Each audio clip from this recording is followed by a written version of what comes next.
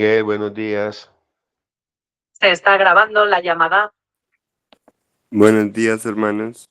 Bueno, buenos días. Vamos a darle la bienvenida a Miguelito, que está por aquí de nuevo. Buenos Después días, de- buenos le vamos días, a pedir que ore, Miguel. por favor. Vale, sí, señor.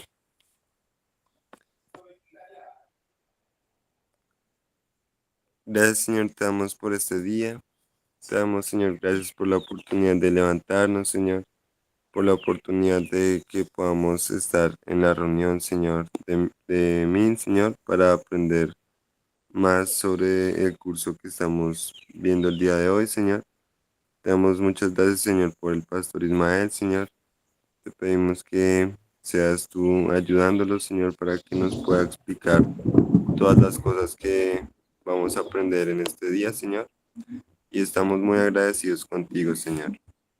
Oramos en el nombre de Jesucristo. Amén y amén. Amén. Entonces, bienvenidos, amados hermanos.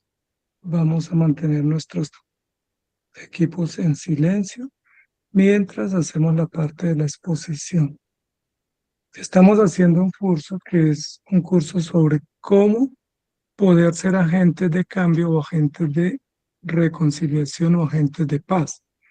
Y hablábamos la semana pasada que muchas veces pensamos que para ser agentes de paz se requiere acciones políticas o acciones civiles o acciones económicas, pero no pensamos que para tener acciones pacíficas o acciones de paz necesitamos la gracia de Dios y que es a través del Evangelio que se puede y se hace o se establece la paz entre el hombre y Dios. Entonces ya desarrollamos una primera lección hablando sobre Cristo como el agente de paz o como el reconciliador de excelencia, que no hay forma de encontrar paz o de tener paz en el hombre, que el hombre tenga paz con Dios, sino a través de Jesucristo, que es el reconciliador. Y hoy vamos a desarrollar una segunda lección concerniente a ese mismo tema de la pacificación o de la tarea de la reconciliación que tenemos. Entonces no sé si quedaron algunas preguntas la semana pasada o si no hay preguntas, procedemos en esta manera con las inquietudes que podamos tener para esta lección de hoy.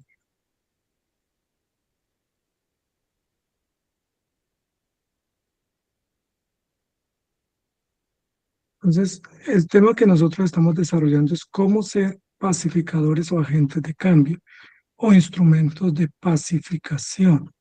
Y hablamos que el hombre está en guerra porque él se rebeló contra Dios y al rebelarse contra Dios quedó enemistado y tiene consecuencias severas. No obstante, la única forma, la única manera, el único mediador para que pueda ser el hombre reconciliado con Dios es Jesucristo.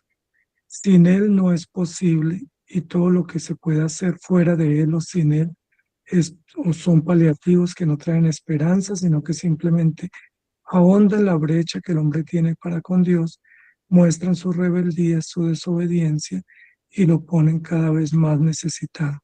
Pero si se acoge a Jesucristo, es decir, si acoge el Evangelio que Cristo da a través de la gracia y por su infinita bondad y misericordia, el hombre puede ser reconciliado a través del sacrificio de Jesucristo, que es el único medio perfecto y absoluto. Y la segunda lección que nos corresponde hoy es cómo a través de la palabra somos instruidos para crecer, para conocer y para poder disfrutar esa reconciliación que Cristo opera a través de su obra perfecta. Entonces hoy nos dedicaremos a hablar sobre la importancia o el papel que juega la Escritura en la reconciliación y luego las siguientes semanas desarrollaremos los temas que quedan pendientes. Entonces hoy vamos a entrar en materia hablando de cómo la palabra instruye. Cuando nosotros hablamos de la reconciliación se requiere un mediador o un reconciliador único y perfecto que se llama Jesucristo. Sin Jesucristo no hay reconciliación porque el hombre está enemistado con Dios y para que pueda restablecerse la comunión se requiere una provisión perfecta del cielo que se llama Jesucristo. No puede reconciliarse el hombre consigo mismo, no puede hacerlo por obras, no hay eficacia en ninguna acción humana, ni justificación propia. Se requiere indiscutiblemente la obra preciosa de Jesucristo, su sacrificio puesto a favor de los perdidos y la eficacia de su sangre derramada en la cruz para reconciliar, para pagar la culpa y para amistar al hombre con Dios a través del perdón de sus pecados. Una vez el hombre es reconciliado, él debe ser instruido o edificado o discipulado en el conocimiento de la palabra, porque la palabra de Dios es el contenido perfecto que indica lo que el hombre debe creer, lo que debe hacer y lo que debe vivir, y cómo observar los mandamientos de Dios y vivir en ese camino de la reconciliación.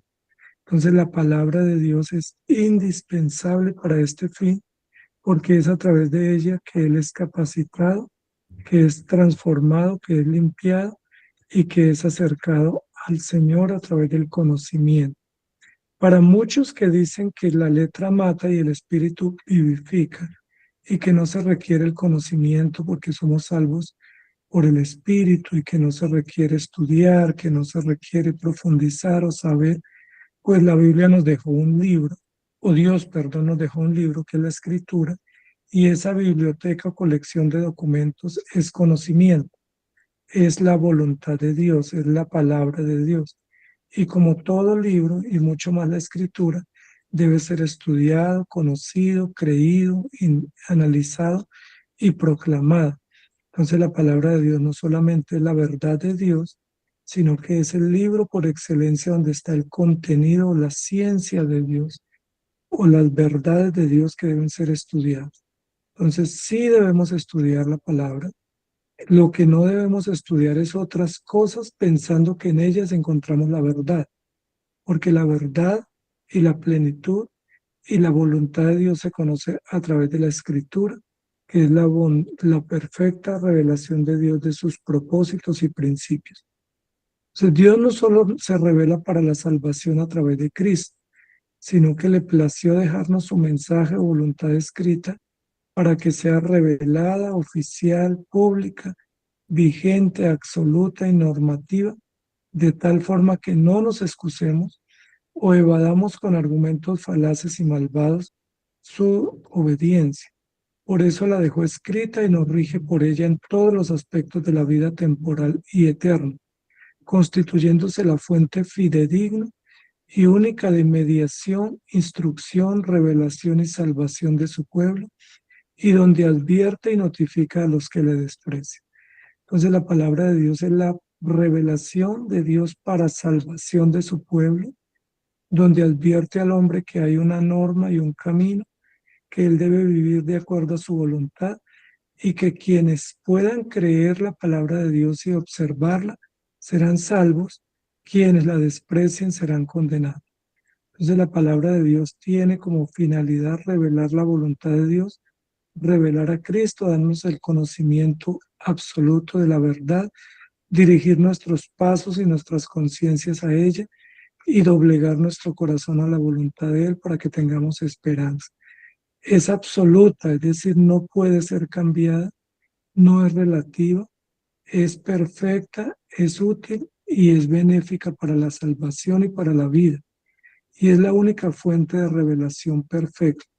Muchos ponen en duda la palabra de Dios, pero poner en duda la palabra de Dios es poner en duda a Dios mismo y despreciar su verdad viviendo con rebeldía. Entonces, tenemos la palabra de Dios que ha sido conservada, ha sido preservada a lo largo del tiempo, para que la observemos, para que nos deleitemos en ella y para que podamos tener el mensaje oficial de Dios y la verdad absoluta que no puede ser cambiada. Por eso nosotros estudiamos la Biblia, porque la Biblia es el documento donde Dios nos dejó su verdad y nos ordenó que la estudiemos, la escudriñemos y la proclamemos. La estudiamos y la predicamos porque es la única fuente de verdad. Si decimos otra cosa en los púlpitos o si nos intentamos nutrir con revistas o con revelaciones o sueños u otras enseñanzas distintas a la palabra de Dios, no somos alimentados y no somos salvos. La salvación viene por creer en Jesucristo y por descansar en su voluntad, observando sus mandamientos. Entonces, es muy importante, amados hermanos, que entendamos la utilidad de la Escritura. Por eso los reformadores levantaron un estandarte que se llama la centralidad de las Escrituras o la suficiencia de las Escrituras en la vida del creyente, en la vida de la sociedad y en los púlpitos. No podemos quitar la Escritura del centro de toda la vida, porque es por la centralidad y suficiencia de ella que nosotros tenemos esperanza. Si nos alimentamos de otras ideologías u otras enseñanzas distintas, pues no tenemos fuerza ni tenemos valor y estamos despreciando la verdad. La palabra de Dios es la fuente por excelencia y la única fuente de la cual podemos beber para tener vida y para tener salud espiritual. Por eso ella nos instruye, es la que nos capacita y nos prepara para la vida eterna. La palabra de Dios es llamada dentro de ella misma la ley de Dios. Se conoce como la ley de Dios porque es su legislación normativa o compilación de prerrogativas que expresan la voluntad clara y precisa de Dios. Es dentro del conjunto de la revelación que tenemos todas las normas, todas las indicaciones, todos los decretos, todos los artículos concernientes a cómo debe ser obedecido y cómo Dios exige que nosotros vivamos para Él. Ella reúne, alberga toda la verdad y nos indica con carácter de norma cómo debemos observar. La ley de Dios es de obligatorio cumplimiento y expone las razones, condiciones y prohibiciones concernientes a su carácter y su voluntad perfecta para que los hombres tengan vida, pero castiga también toda la desobediencia. No es cierto que la Biblia es solamente la ley para los hijos de Dios. Es la ley de Dios y la voluntad expresa de Dios para la humanidad. La observan los hijos porque han tenido la gracia de Dios, la desprecian los incrédulos, pero tanto los que la observan como los que la desprecian están bajo esa ley que castiga o premia o reconoce a aquellos que obran conforme a ella. Pero aquellos que obran de forma contraria a la verdad recibirán las consecuencias. La ley de Dios es buena, lo dice ella misma y lo sabemos los que la conocemos. La ley de Dios es inmutable, no puede ser alterada. Es objetiva, no tiene sombras o zonas grises. Es integral porque afecta a todas las áreas del hombre, toda su conciencia y todos sus aspectos y condiciones. Es sabia porque sabe guiarnos con sabiduría. Es útil y fructífera, es decir, da fruto, produce fruto, acorde al propósito por el cual es enviada. Además de eso, la ley de Dios, que es la palabra del Señor, es justa, recta, soberana, eterna y gloriosa, llena de gracia y verdad y muy providente. Estos son algunos de los aspectos como se conoce y se caracteriza la Escritura. Entonces, amados hermanos, si tenemos la Escritura, que es la palabra de Dios, permanente e inmutable y vigente, y tenemos este carácter tan generoso que ella identifica, con el cual nos revela la verdad, pues hacemos bien en obedecerla y hace muy mal quien la desprecia. Siendo que es sabia, pues nos da sabiduría, siendo que es útil, nos dirige, siendo que es perfecta, nos corrige, y siendo que es justa, nos castiga, y siendo eterna, es la única que puede dirigir nuestros pasos y corazón al cielo para vivir por la eternidad con nuestro Dios. La palabra de Dios fue diseñada para ser eficaz y para transformar corazones y para llegar a lo más profundo donde no llega ninguna palabra ni ninguna acción humana. Instruye porque fue diseñada para que por la acción del Espíritu Santo pueda ser puesta dentro del corazón del hombre, dentro de la conciencia, y le dirija y le rija para llegar a adorar a Dios en espíritu y en verdad, y para acogerse a sus mandatos sometidos a la voluntad de Él. Entonces la palabra de Dios es la única que nos puede instruir y nos puede preparar para la vida eterna. Por eso la tenemos, por eso la conservamos, por eso la predicamos, porque Dios mismo la dejó, Jesús mismo enseñó a valorarla, Jesús mismo siguió por ella y nos dijo que todos los que estemos de acuerdo a su palabra, sometidos y rendidos a su voluntad, tenemos esperanza y que somos el pueblo del libro, el pueblo del documento, el pueblo de la ley y que no podemos salir de allí porque si salimos de esa condición básica de estar sumisos a la ley, pues estamos sin ley. Y aquel pueblo que está sin ley es un pueblo rebelde y un pueblo que no se somete a los mandamientos de Dios. La palabra de Dios está vigente y es permanente. Ella nos instruye, es conocida también como la historia de Dios o la forma como Dios nos cuenta la historia, nos cuenta sus hechos sobresalientes y nos muestra lo grande que Él es al dejarnos no solamente la verdad escrita, no solamente la ley grabada en la conciencia y escrita, sino también la historia de Dios o cómo Dios hace historia con su pueblo. Es la historia revelada de Dios o la recopilación de hechos, maravillas, acontecimientos y relatos que narran, testifican, registran y recopilan los cuidados de Dios para su pueblo y sus más sobresalientes e inolvidables intervenciones en favor de su creación.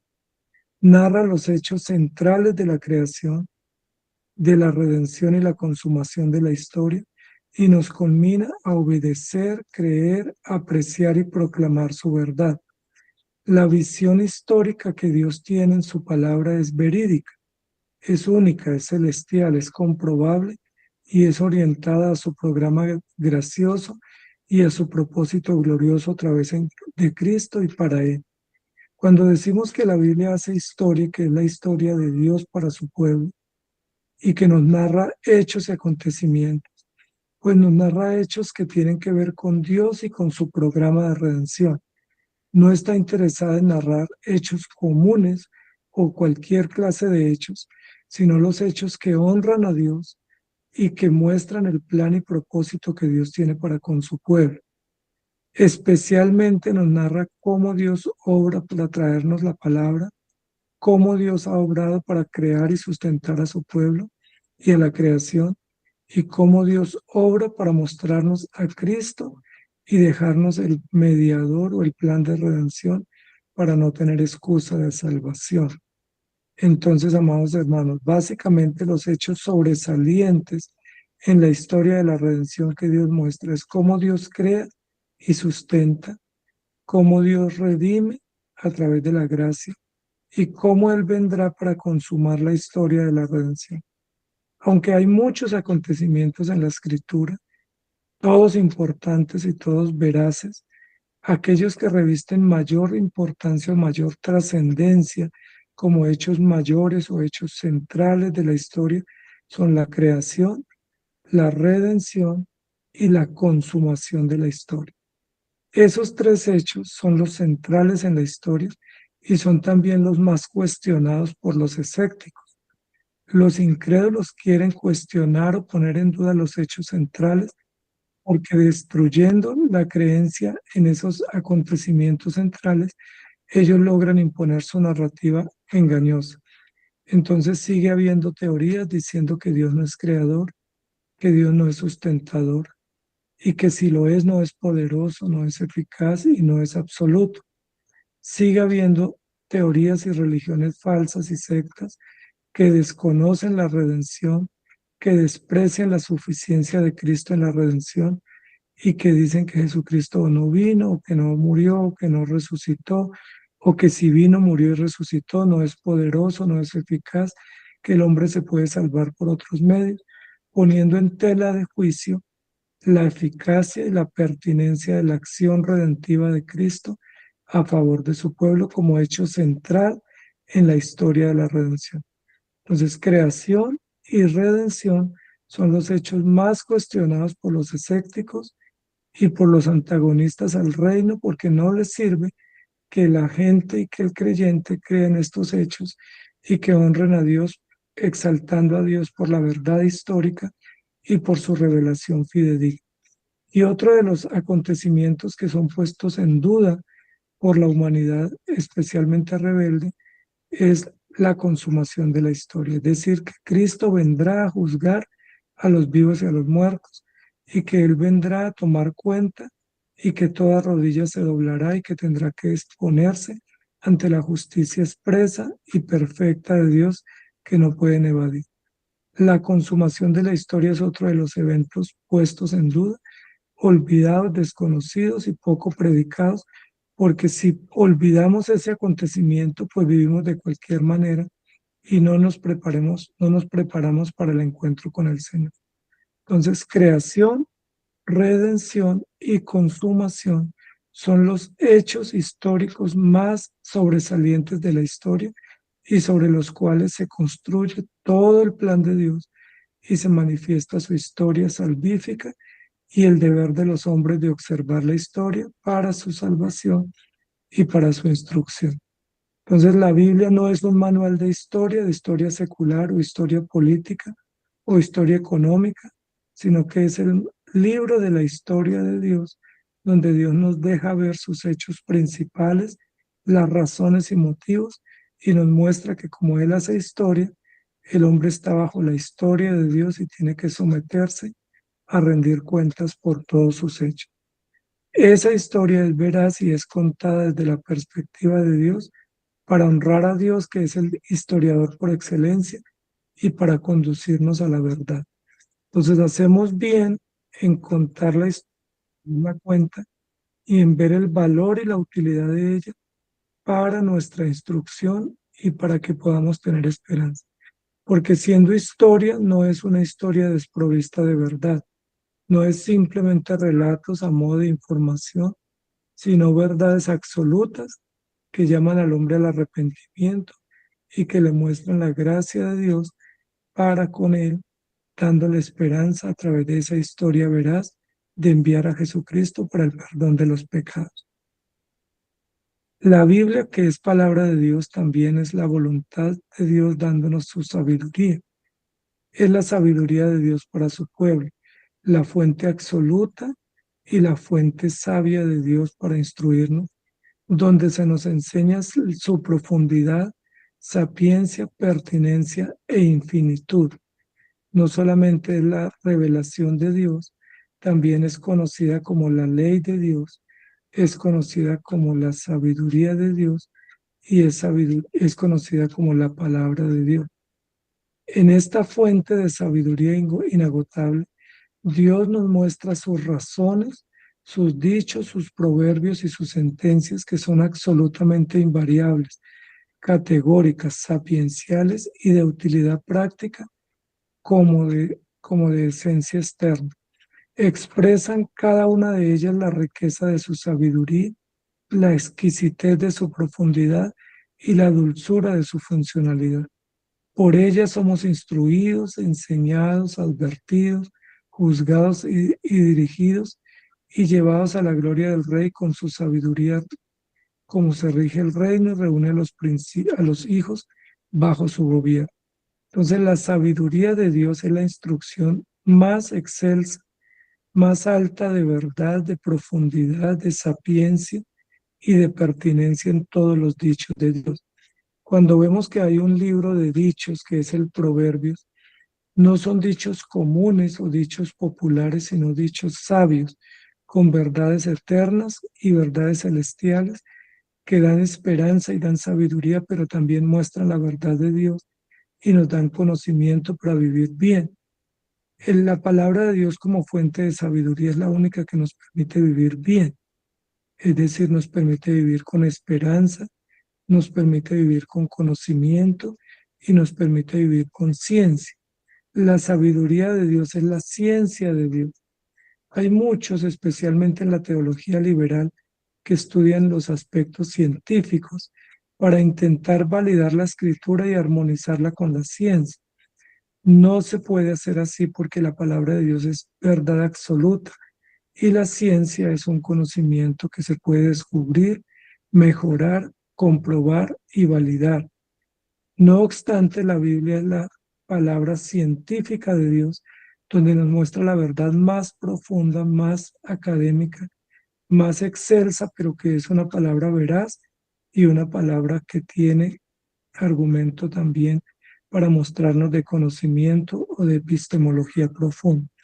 Entonces, si alguien quiere ser sabio, no debe buscar a una fuente distinta a la escritura, porque la escritura es el manual de sabiduría de Dios, el manual de ciencia y el manual de conocimiento más profundo de verdades absolutas. Con frecuencia escuchamos a las personas diciendo este hombre o esta mujer es muy sabia porque tiene conocimiento humano o conocimiento de las ciencias humanas. Sin embargo, quien estudia la escritura, quien se rige por la verdad de Dios es sabio porque no solamente tiene conocimiento, sino que tiene conocimiento eterno y conocimiento que le da vida y que le permite honrar a Dios. Todos los que quieren tener sabiduría deben estudiar la escritura y deben verla como la fuente absoluta de verdad y como la manera como Dios nos revela a través de dichos, a través de datos, a través de principios y normas, su gran conocimiento y su verdad que es absoluta y es insondable. A través de esa verdad o de ese conocimiento sabio, Dios nos instruye para la vida y nos instruye para la eternidad.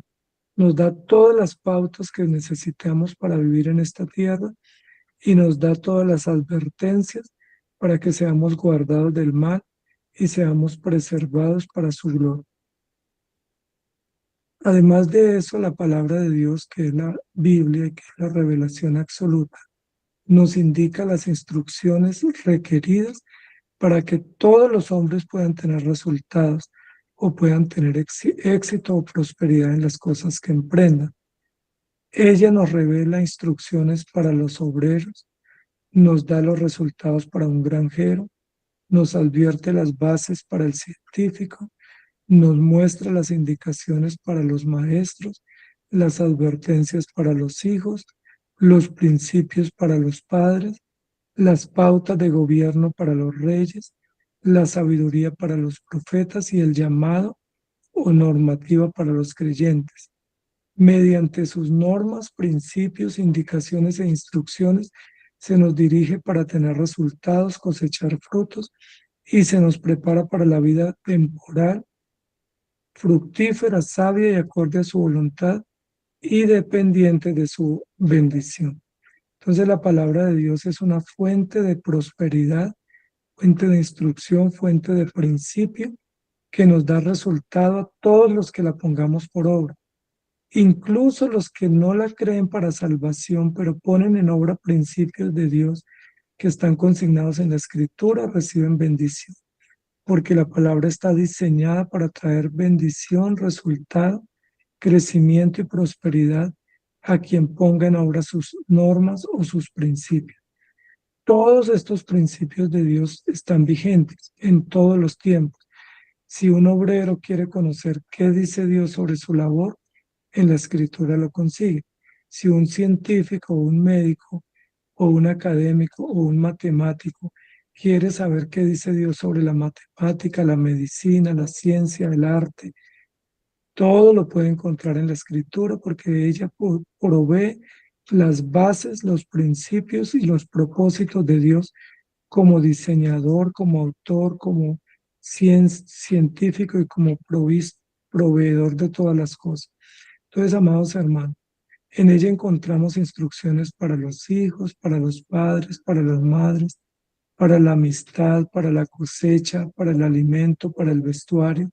Absolutamente todas las bases de la ciencia, todas las bases de las ciencias del conocimiento humano están consignadas como originales en la escritura y como principales y fundamentadas en Dios. El derecho, la música, los números, la química, la física, toda ella encuentran base fundamental en la escritura. A través de ella no solamente somos instruidos para la vida eterna, sino instruidos para la vida temporal, para vivir bien, para vivir con resultados, para vivir con éxito, para vivir con conocimiento, para vivir con sabiduría, para vivir con cultura, con educación, para vivir con pertinencia y para tener buenos resultados. Entonces, amados hermanos, es palabra de Dios porque nos revela a Dios. Es palabra de Cristo porque nos revela a Cristo. Es palabra histórica porque nos revela la historia veraz, pero es palabra legal porque nos muestra las normas de Dios y es palabra que instruye porque nos da sabiduría a través de sus normas y de sus principios que son absolutamente sabios, sencillos, prácticos y vigentes. No podemos pensar que esas normas están en desuso, porque ella es permanente, por lo que Dios es inmutable y porque la palabra de Dios vive y permanece para siempre. Entonces, todos sus dichos están vigentes, todos sus principios y sus datos y sus intereses están vigentes y toda la escritura sigue siendo útil para instruir, para redarguir, para instruir y corregir y para acercarnos a Dios y perfeccionarnos para Él. La palabra de Dios es el testamento, es la norma, es la Torá, es la guía y el libro donde se nos dan todas las coordenadas precisas y plenas para dirigir nuestro corazón al cielo al terminar nuestra estadía en esta tierra. Entonces, si además de creer en Cristo, si además de conocer la voluntad de Dios, la historia de la salvación, si además de conocer los principios que rigen la vida y los datos que nos son útiles para la instrucción, aspiramos a ir al cielo, necesitamos de manera urgente e indispensable el conocimiento de la palabra de Dios, porque es a través de la palabra de Dios que nosotros somos dirigidos, encaminados al cielo y puesto nuestros ojos en el cielo, en la eternidad, en la gloria de Dios. Ella es la única guía sabia, segura, única y celestial para encaminar nuestro corazón, conquistar nuestro ser y preparar nuestra alma para amar y apreciar el reino de los cielos y deleitarnos en su determinación. No hay otra manera de que ser encaminados al cielo, a la gloria eterna, sino a través de la palabra de Dios y de la mano de Jesucristo. El mensaje que consigna la Escritura es esperanza, es provisión, gloria, plenitud y consumo de toda la existencia para participar en las bodas y vivir por siempre al servicio del Cordero Inmolado. Toda la información de la eternidad, de las bodas del Cordero, del cielo, de la gloria eterna, las conocemos por la revelación escrita. Y es la revelación escrita, la palabra de Dios, la que nos prepara para para ese propósito y para ese destino, que es la gloria celestial o la patria celestial. Por lo tanto, nadie podrá ir al cielo de espaldas de la palabra o dando espaldas a la palabra o despreciando la cruz, porque solo sabemos que existe la eternidad y la gloria de Dios en el cielo para los creyentes a través de Cristo. Y solo somos instruidos sobre esa verdad y sobre la trascendencia de esa verdad, conociendo y escudriñando las Escrituras.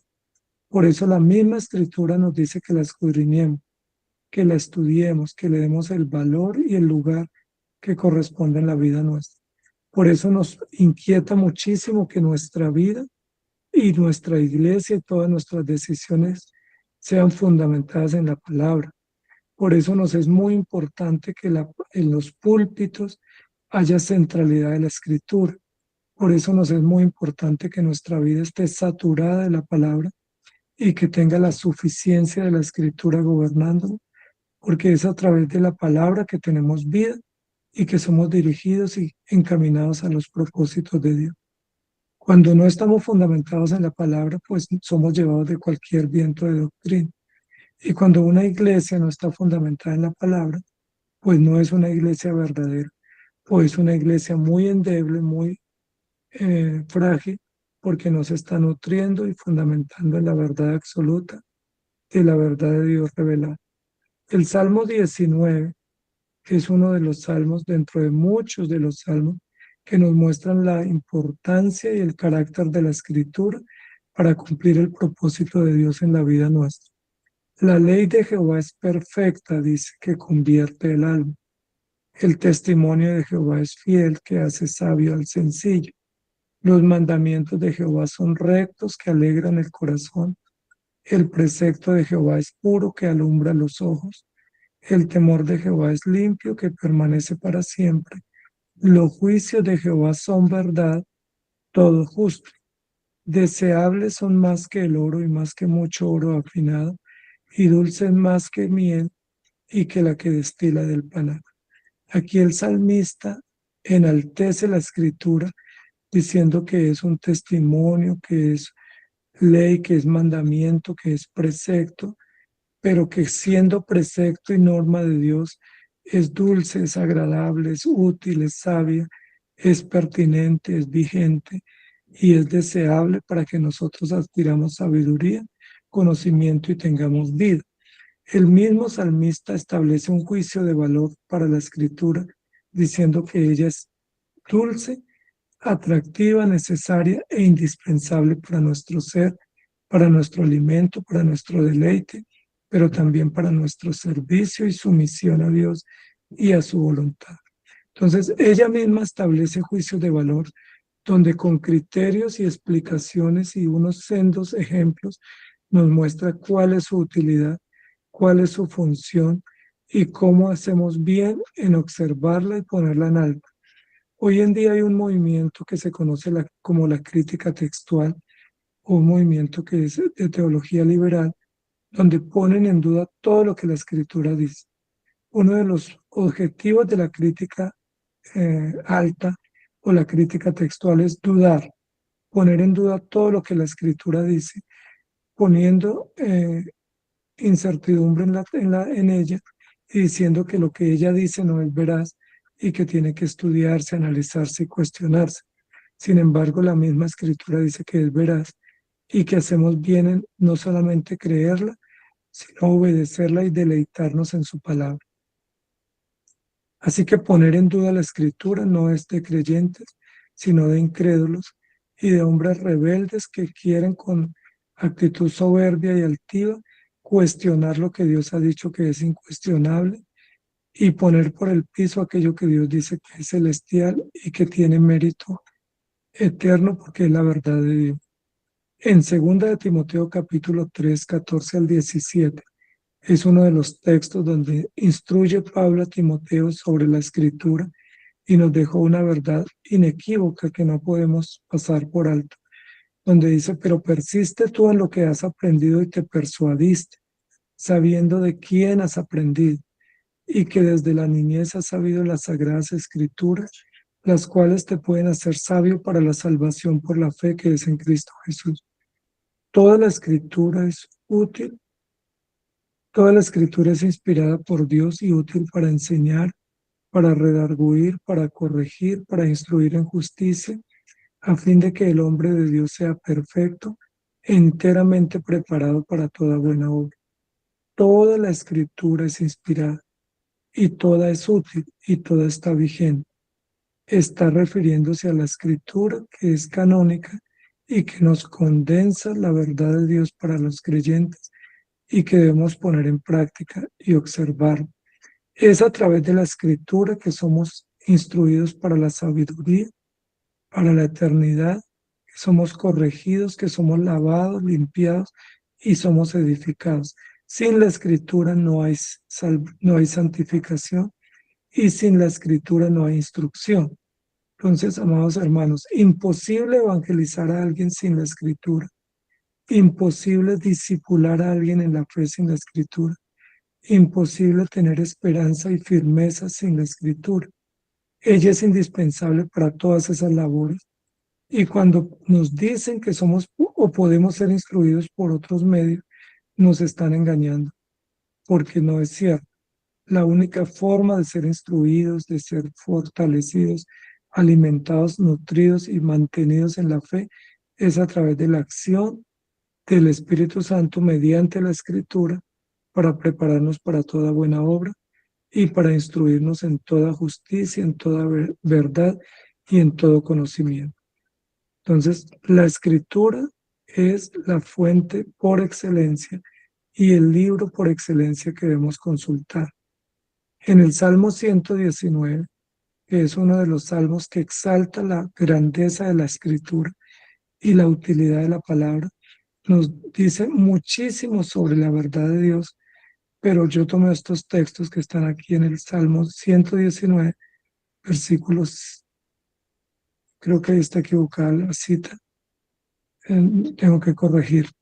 Dice, oh, cuánto amo yo tu ley, todo el día es ella mi meditación. Me has hecho más sabio que mis enemigos con tus mandamientos, porque siempre están conmigo. Más que a todos mis enseñadores he entendido, porque tus testimonios son mi meditación. Más que los viejos he entendido, porque he guardado tus mandamientos. De todo mal camino contuve mis pies para guardar tu palabra. No me aparté de tus juicios, porque tú me enseñaste. Cuán dulces son a mi paladar tus palabras, más que la miel a mi boca. De tus mandamientos he adquirido inteligencia, por tanto he aborrecido todo camino de mentira. Aquí el salmista, en esta composición maravillosa del Salmo 119, nos habla de nuevo sobre la importancia, la utilidad y lo indispensable de tener la escritura como fuente de vida y como central en el conocimiento para la fe y para nuestra adoración a Dios. Nos dice que es la escritura la que nos enseña, la que nos permite crecer, la que nos hace sabios incluso sobre los adultos, que si una persona joven es sabia es por la escritura, que si el adulto es sabio es por la escritura, que si alguien puede prestar utilidad a Dios y ser de bendición a otros, es únicamente a través del conocimiento de la escritura y de la dulzura del conocimiento de ella en nuestra conciencia. Así que, amados hermanos, estudiar la escritura, tenerla en alto, apreciarla, exigir que se nos instruya sobre ella, conocerla a profundidad e instruirnos en ella para ser útiles a otros, es el deber ser de la Iglesia y es la obligación del cristiano de manera individual. No tenemos excusa para no estudiar la palabra. Primero, la tenemos grabada en la conciencia. Segundo, la tenemos impresa en nuestros idiomas. Tercero, hay muchos medios y recursos para su conocimiento, su lectura, su difusión y su análisis. Por lo tanto, no hay excusa. Y asistimos a iglesias donde se nos predica la palabra y se nos advierte de la importancia y la utilidad de su estudio y de poner en práctica sus mandatos. Entonces, amados hermanos, la única fuente de instrucción segura y perfecta y absoluta que tenemos es la palabra de Dios, porque es a través de ella que nosotros somos instruidos en sabiduría, que conocemos qué Dios ordena y por qué lo ordena, cómo alinearnos a sus mandamientos, cómo vivir de acuerdo a su voluntad. Sabemos qué le desagrada, cómo podemos también confesar nuestros pecados, apartarnos de las prácticas pecaminosas y caminar en torno a la palabra de Dios, que no solamente nos instruye, nos advierte, nos corrige, sino que también nos previene. Ella nos previene de caer y si caemos nos corrige, nos limpia, nos levanta y nos restaura. Es la palabra de Dios la única poderosa para hacernos permanecer y para restaurarnos cuando hemos sido presa del pecado. Entonces la palabra de Dios es supremamente indispensable para toda acción que requiera Dios a través de su Espíritu Santo en la vida del creyente. Dios muestra su cuidado dejándonos su palabra escrita para guiarnos por ella, sostenernos y juzgarnos por ella y llevarnos a su gloria y excelencia. Así como la palabra es sabia para advertirnos y prevenirnos, también ella es fuerte para corregirnos y es severa para castigarnos y para enderezar nuestro corazón y llevarnos a la santidad. Entonces, amados hermanos, no podemos vivir sin la palabra. No es ella tediosa o una información pesada, sino que es una información que nos debe dar esperanza, alegría, gratitud, dulzura, para que nos enderece y nos corrija, porque por ella somos llevados a la verdad. Si no estamos centrándonos en la palabra, necesitamos volver a ella, que en nuestros diálogos esté la palabra, en nuestro corazón seamos gobernados por la palabra, que haya centralidad de la palabra en la iglesia y en la vida de nuestros hogares, porque es solo así como estamos a salvo del pecado y como estamos dando testimonio de la verdad. solo por la palabra. Nosotros solemos hablar más nosotros que la palabra, pero debemos callar para que la palabra hable y nos dé vida, nos alimente y nos santifique. ¿Qué tanta palabra hay en la evangelización que nosotros hacemos? ¿Qué tanta palabra hay en los principios y decisiones que tomamos? ¿Qué tanta palabra hay en las maneras y formas que apreciamos y valoramos? ¿Y qué tanta palabra hay en nuestro corazón? Dice la Biblia misma, la palabra de Dios more abundantemente en vuestros corazones para que por ella seáis guardados y por ella seáis preservados para salvación. Si en las iglesias no hay suficiente palabra, pues no hay firmeza y no hay esperanza.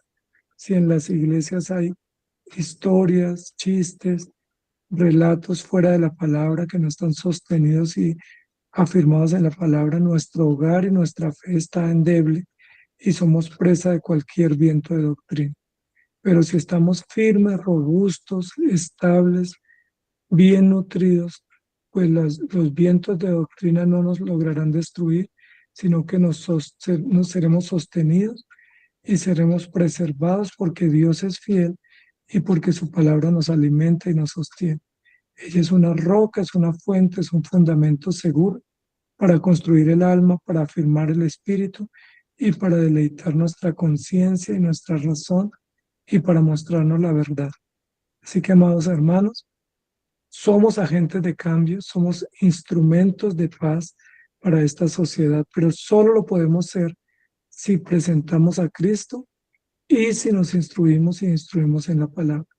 No podemos ser agentes de cambio sin Cristo y sin la palabra, porque es solo a través de Él y con Él que podemos ser útiles a otros y que podemos tener esperanza de salvación, pero también ser instrumentos de apoyo, de servicio y de edificación a otros.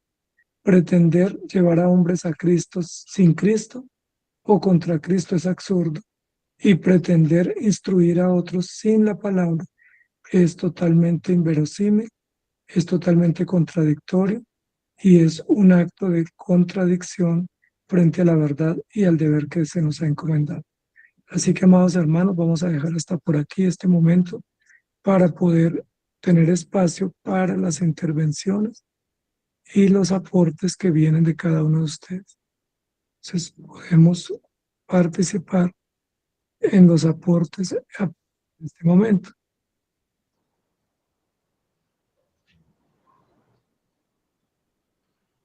Hola, pastor, ¿me escuchan? Sí, señor.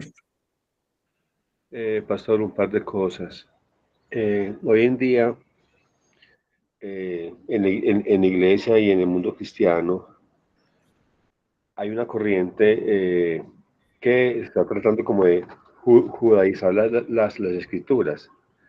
Yo mismo estuve tentado hace poquito, tú lo sabes, de comprarme una Biblia de estudio que se llama Palabra Clave. Que en esa Biblia de estudio está en pues, palabras claves en hebreo y en griego, ¿cierto? Y allí no la compré, pero realmente están diciendo que es que en la Reina Valera, en las versiones que uno tiene, pues que hay muchos errores, que uno tiene que buscar la fuente original. Entonces hay muchos videos de, digamos, como de judíos o judeocristianos hablando, ¿no? Que es que el sentido era en este versículo el sentido era este, porque el original tal cosa. Entonces yo me puse a pensar y meditando sobre el asunto o sea, Dios es fiel, todopoderoso para guardar su palabra. Que de pronto uno pueda mirar un pasaje en varias versiones, está bien, que uno compare y que uno las use, ¿cierto? Yo, por ejemplo, uso la Reina Valera y la de las Américas, y en fin. Y me gusta siempre estar comparando. Pero tenemos que tener la certeza y la confianza de que la Biblia es la palabra de Dios y que si Dios, el Todopoderoso, creador del universo, pues tiene que tener la capacidad y el poder para cuidar su palabra. Entonces no nos podemos dejar engañar o que nos entren cuentos diciendo pues, que la palabra de Dios tiene muchos errores, ¿cierto? Bueno, Exactamente. Entonces, ni tiene errores, ni hay un idioma especial en el cual Dios dice la verdad de forma distinta, porque Dios es el creador de los idiomas y Dios es el que ha hecho que la palabra la tengamos en los diversos idiomas. Entonces no hay un idioma perfecto en el cual Dios hable mejor, sino que Dios habla a través de su espíritu y de su palabra que la puso en la conciencia. Entonces Dios preserva su palabra. Hay que ser cuidadosos porque esas tendencias de ortodoxia, Sí, desconociendo la providencia, son peligrosas. La ortodoxia es buena cuando se fundamenta en la revelación de la palabra, en el carácter de Dios y cuando no niega la providencia. Siendo que Dios es providente, que todas las cosas las sustenta con su divino poder, pues el hecho de que tengamos versiones y tengamos Biblias en los diversos idiomas es parte de la providencia de Dios, la cual es parte de su gobierno y es fiel, porque la providencia de Dios es fiel, es perfecta, es absoluta y es útil. Negar la providencia puede decir que Dios nos habla mejor por una versión que por otra, o nos habla mejor en un idioma que en otro, o que no es capaz de ser fiel a las traducciones, permitiendo los cambios y los desafíos, cuando Dios mismo es el que ha hecho que la escritura nos llegue en los diversos idiomas. Entonces, pensar que es más santa una Biblia en hebreo que una Biblia en español, pues eso no tiene sentido, porque lo que Dios santifica es su palabra y la hace eficaz a través de la presencia y la obra del Espíritu Santo en el corazón del creyente. no, Es gracias, mi inclusive, hermano Braulio, por el apóstol. inclusive, pastor, en las iglesias hoy en día uno ve hermanos que dicen palabras en hebreo, ¿cierto? O hasta hablan en hebreo, o sea, y, pues Dios sí permitió que la Biblia también fuera escrita en griego. Entonces, eso pues me parece muy, muy claro, ¿cierto, pastor? Gracias. Ok, se puede estudiar el griego y el hebreo para estudiar las bases originales, pero a la luz del contexto de la escritura, con un buen panorama teológico y evitando pensar que el griego y el hebreo son mejores que los otros idiomas, Como porque para no uno hay un enriquecer. idioma mejor que otro. O sea, Dios no habla un idioma distinto al como se reveló para todos nosotros. O sea, algunos dicen que el idioma de Dios es hebreo, eso no lo dice la escritura, que el idioma de Dios es el arameo, eso no es cierto. Dios es el que creó los idiomas, nos muestra su gracia y su verdad a través de todos los idiomas y a través de los idiomas donde permite que la escritura llegue, pues es palabra de Dios.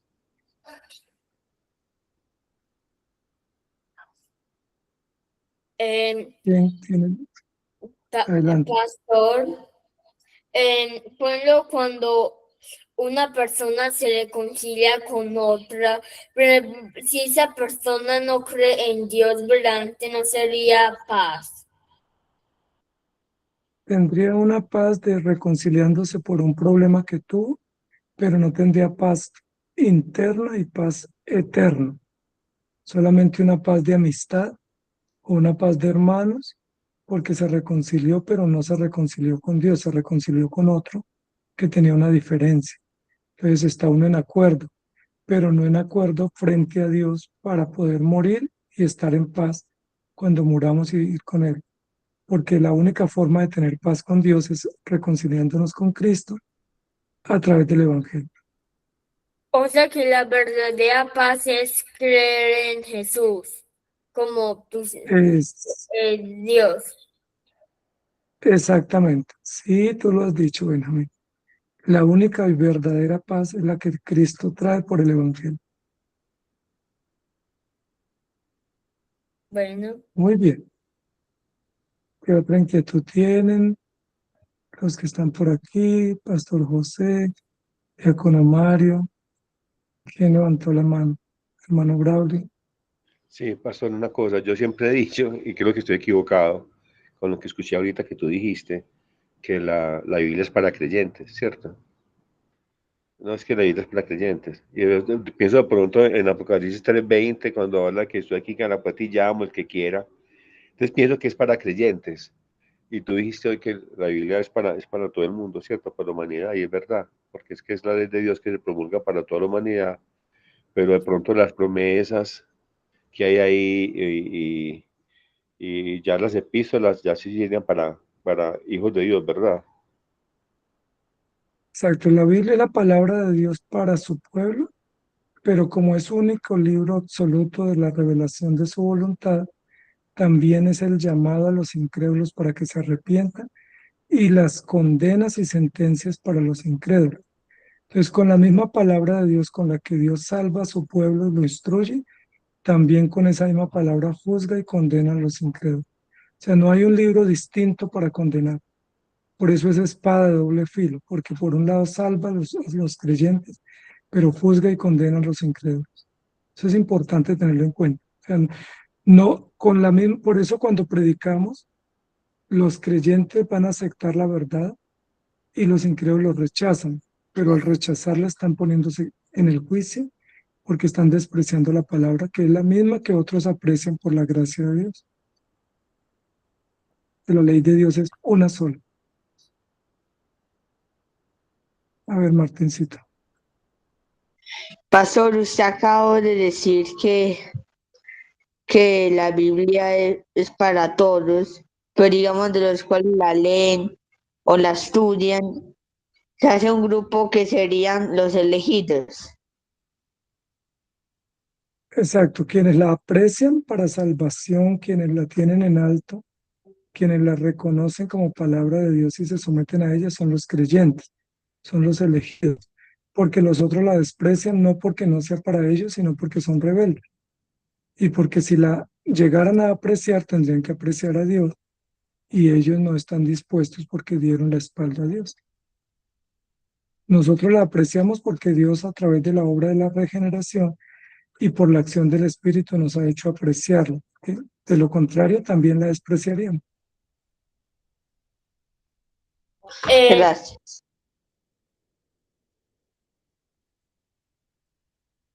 Ya, Benjamín. ya que hablando del tema de que Dios escoge a algunas personas para ser salvas y que muchas son rebeldes. No sé por qué no sé por qué la humanidad se rebeló si Dios es santo y él no hizo nada malo.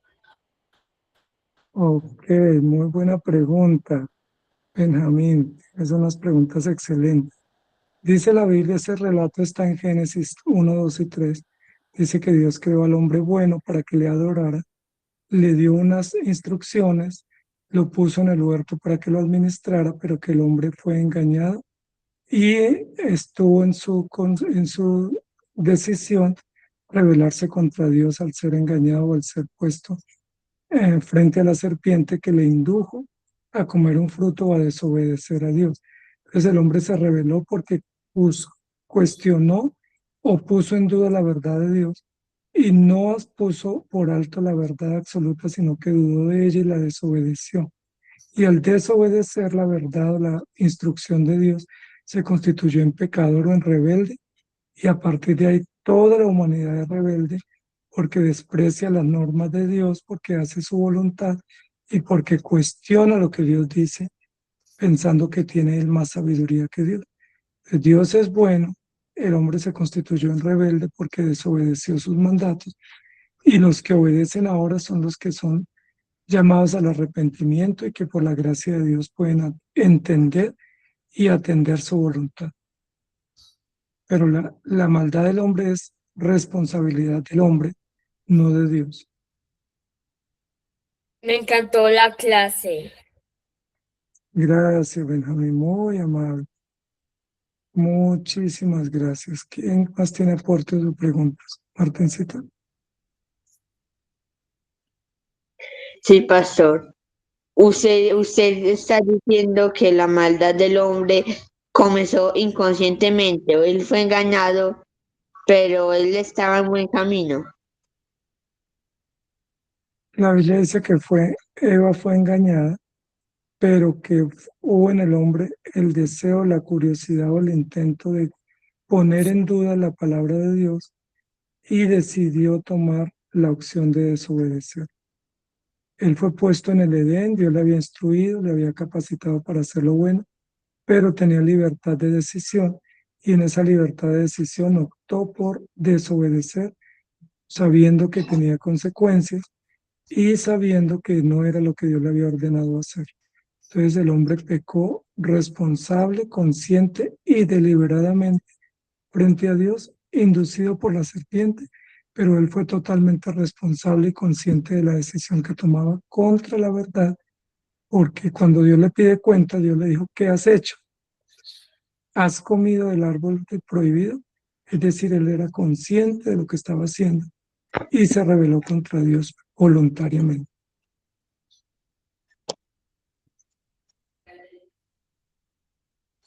Con mucho Gracias. gusto, mi querido diácono, Andreita, Miguelito, Pastor José. Sí, señor. Pastor, pues como en nuestro país llevamos mucho tiempo y a nivel de otros países también en asuntos relacionados con procesos de paz,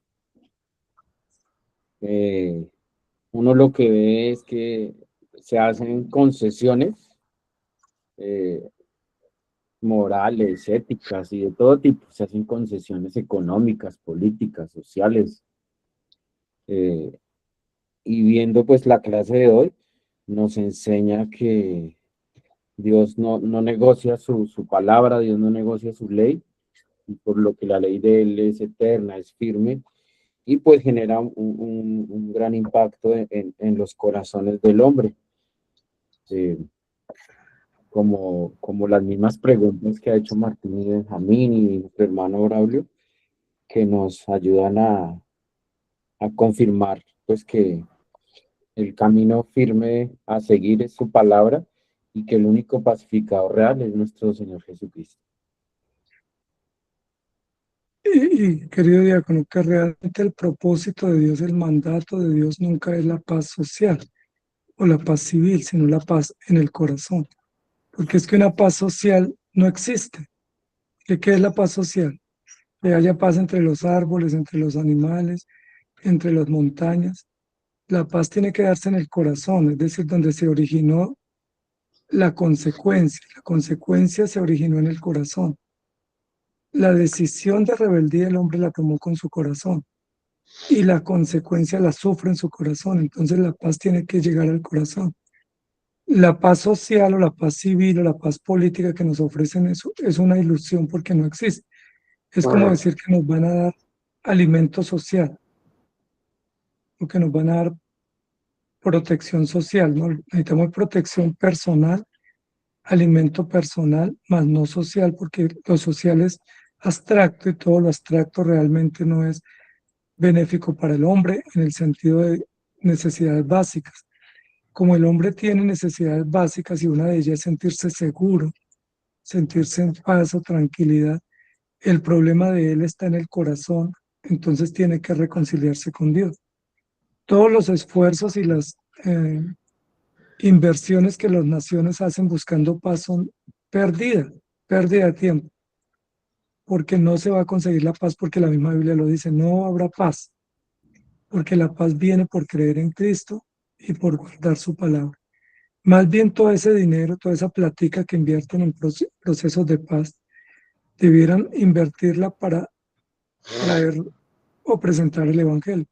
Si nos dieran a las iglesias, no el dinero, sino la oportunidad de poder presentar el Evangelio en todas las esferas del gobierno, y ese dinero lo pudieran más bien invertir en otras causas, y la iglesia tuviera la libertad de poder ir a los colegios, universidades, cárceles con libertad para predicar, pudiéramos encontrar paz, porque es a través del Evangelio, pero lo que hacen es hacer acuerdos engañosos, donde la plata se la malgastan y no va a haber paz, sino más engaño y más dolor.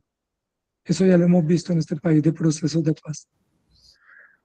Y algunos dicen, pero es que a ustedes no les gusta la paz, ustedes odian la paz. No, es que sabemos que así no se consigue. Entonces, ¿para qué se va a invertir en algo? ¿Para qué nos hablan de una paz total o un acuerdo de paz, siendo que así no se consigue la paz? La paz se consigue a través del Evangelio. Gracias, pastor. Pastor, Sí, mi hermano Braulio. qué pena, pues que estamos como la familia Roldán hablando tanto que Estamos aquí como monopolizando esta clase. Algo que para rescatar y que yo hago memoria, y yo no sé en qué momento de mi vida cristiana, cuando empecé, hablaban del Evangelio o de la ley de Dios como una carga. Y tiene uno como esa concepción de que, ay, es que es tan duro ser cristiano, es que es tan difícil, es que es una carga, es que los elementos de Dios son tan gravosos. Y uno mira la Biblia y hablan del deleite, del gozo, de que es algo agradable. Lo que vimos ahorita en el Salmo 119, 105, 106, 107, de que es dulce. Dice que la ley de Dios es dulce, es un manjar, es un deleite. Y uno todavía tiene, yo no sé en qué momento yo aprendí eso y hago memoria, cuando a mí me predicaron el Evangelio, cuando empecé, no sé en qué momento lo vi como una carga, que la ley de Dios es gravosa y realmente no lo es. Entonces yo, por ejemplo, con los chicos, yo trato de decirles eso, o sea, deleitémonos en los mandamientos de la ley de Dios, en la obediencia. Cuando ustedes obedecen, no se sienten muy felices cuando obedecen, ¿cierto? Tratar uno como de cambiar esa mentalidad. Yo no sé, de verdad, no sé en dónde la aprendimos, pastor. Eso viene del catolicismo. El catolicismo es el que hace apología al sufrimiento y el que nos dice que la fe y la vida cristiana es como tan difícil, que somos como casi los esclavos del Señor, los hermanitos de los pies descalzos, los sufridos, cuando realmente la vida cristiana y la fe y el Evangelio es esperanza, es vida y es deleite. Entonces sí hay que aprender ese carácter de la palabra, porque si decimos que la vida cristiana es algo pesado, pues estamos acusando a Dios de darnos un encargo que no es lleno de esperanza y de gozo y de dirección y de producción y de utilidad, sino que nos puso algo que nos toca, ni modo. Ahí toca llevarlo. Una pregunta, ya que o sea que cuando la gente habla de paz verdaderamente, ellos ya que están de que Australia están intentando compensar un vacío que tienen en su corazón por la muerte espiritual. Exactamente. Tú lo has dicho, cuando una persona dice que no tiene paz, que no tiene sentido para su vida, lo que está diciendo es que tiene el espacio de Cristo ocupado por otras cosas y no le ha dado el corazón al Señor. Y por eso lo que necesita es el Evangelio. No necesita vivir en un barrio más seguro, ni necesita más dinero.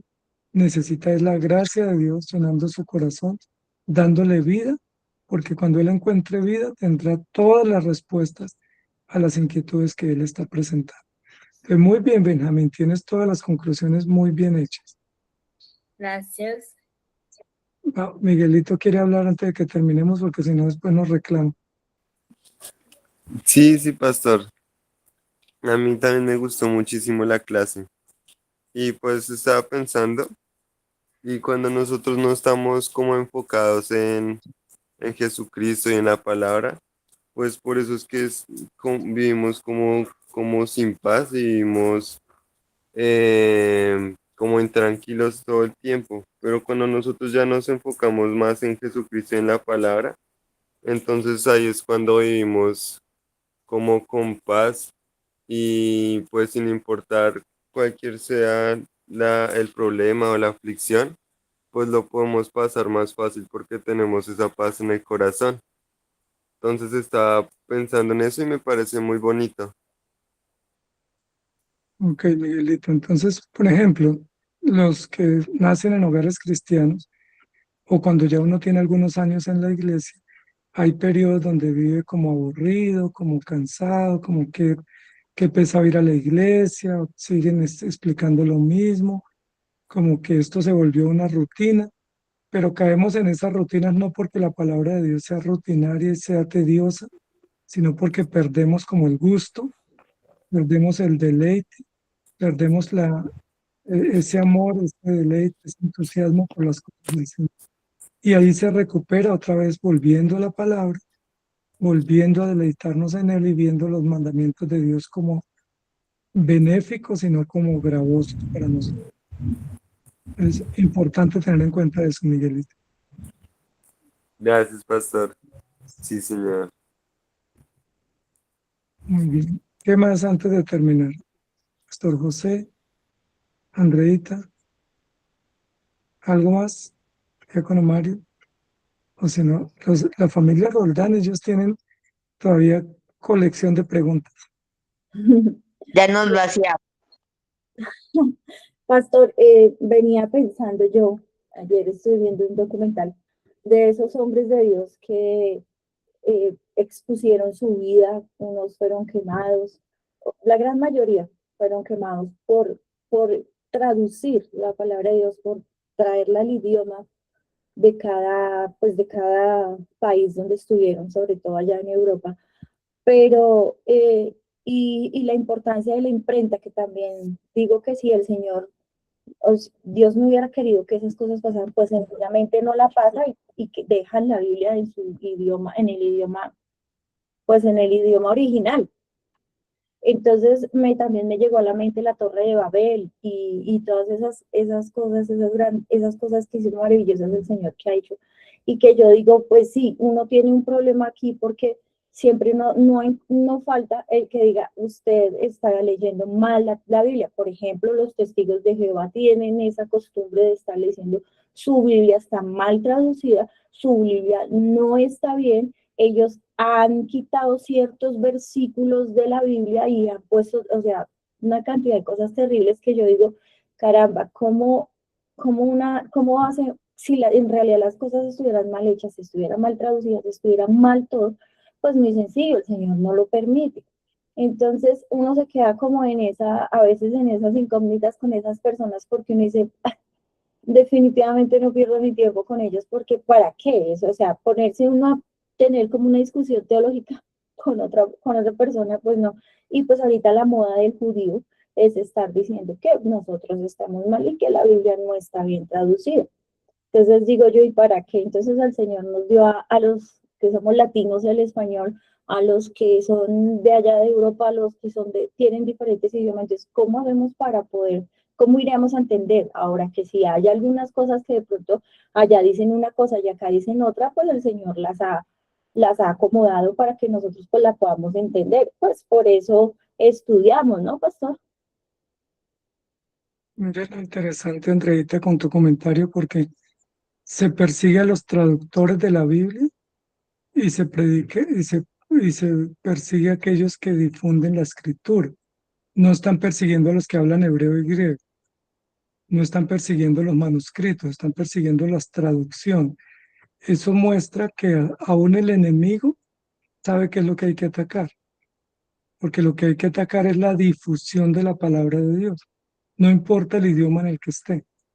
Entonces, si ellos, que son los adversarios, atacan la difusión, la promulgación, las nuevas versiones, eso lo que muestra es que ahí está el foco del problema según ellos, porque al tener la palabra en el idioma, pues muchos más conocen la verdad. Ellos no están preocupados si esa la tradujeron, en qué estilo, quiénes fueron los traductores, sino cómo que no se traduzcan más a la escritura. Y nosotros a veces desenfocados pensando que es que la Reina Valera no es una buena versión. Pues si no fuera versión no hubiéramos creído el Evangelio, porque la creímos leyendo la Reina Valera.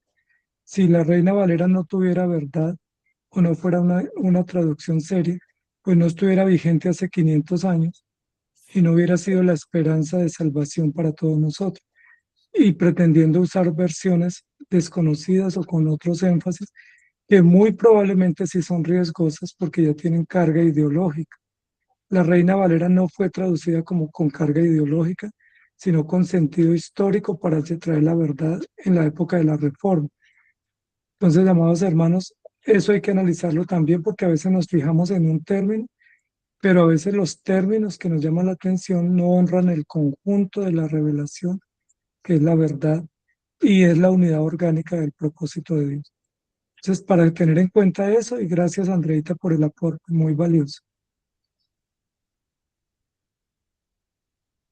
Porque a veces nosotros somos más descuidados y menos sensatos en saber cuál es el problema. Fíjate que el problema no es la Reina Valera.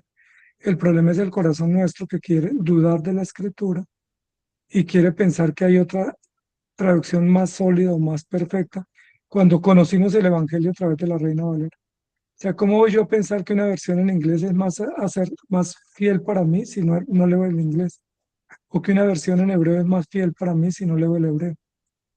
Cuando lo más fiel para mí es lo que yo entiendo. Es lo que Dios permite que yo entienda.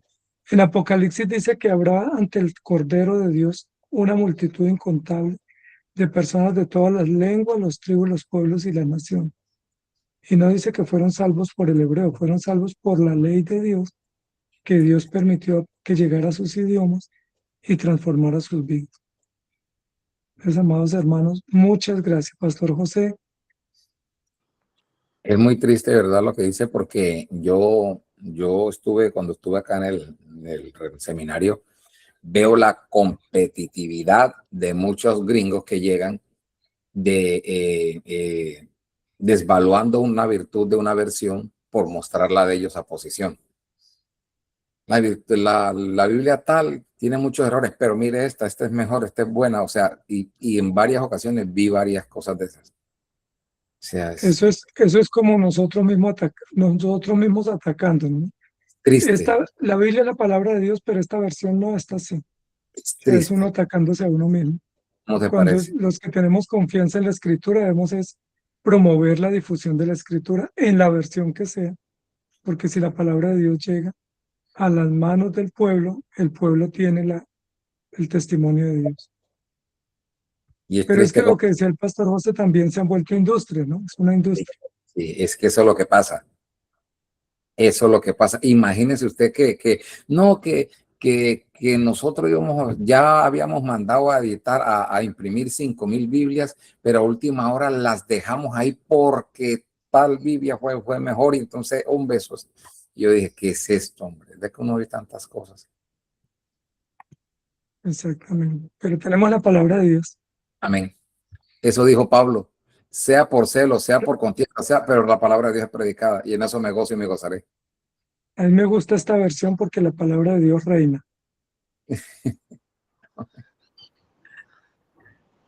Muy bien, vamos a terminar, amados hermanos. Vamos a pedirle a Andreita, que está ahí en cámara, que nos dirija una palabra de oración y agradecemos al Señor y terminamos. Creo que el hermano Braulio tiene una pregunta antes. No pasó, yo ya me callé, ya me da pena.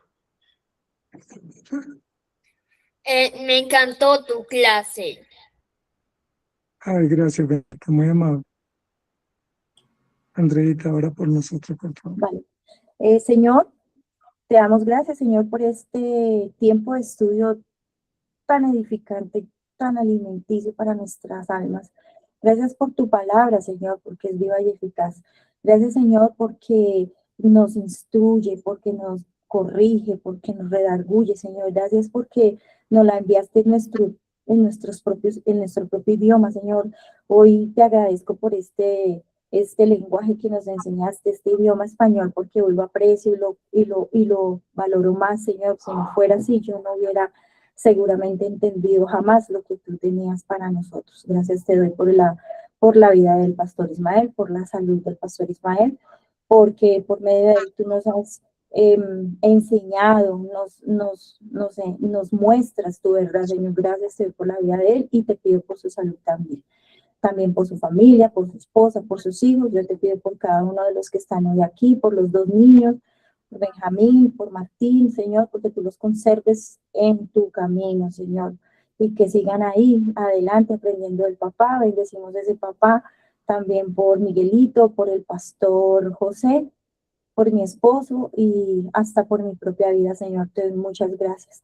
Que tengamos un resto de día para tu gloria y tu honra, Señor, y que nos prepares ya para el día de mañana, que es para irte a glorificar y a exaltar tu precioso nombre. Te damos gracias por nuestra iglesia, que cumple 25 años, Señor, y que siga cumpliendo muchos, muchos más en ti, mi Señor Jesús. Te damos la gloria y la honra y dejamos este resto de día en tu presencia, en el nombre precioso de nuestro Señor Jesús. Amén. Amén. Amén. Muchas gracias, amados hermanos, que el Señor los bendiga. Gracias. Estaba yo pensando, Andreita, que nosotros pecamos en español.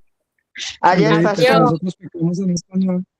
Necesitamos la palabra en español que nos corrija.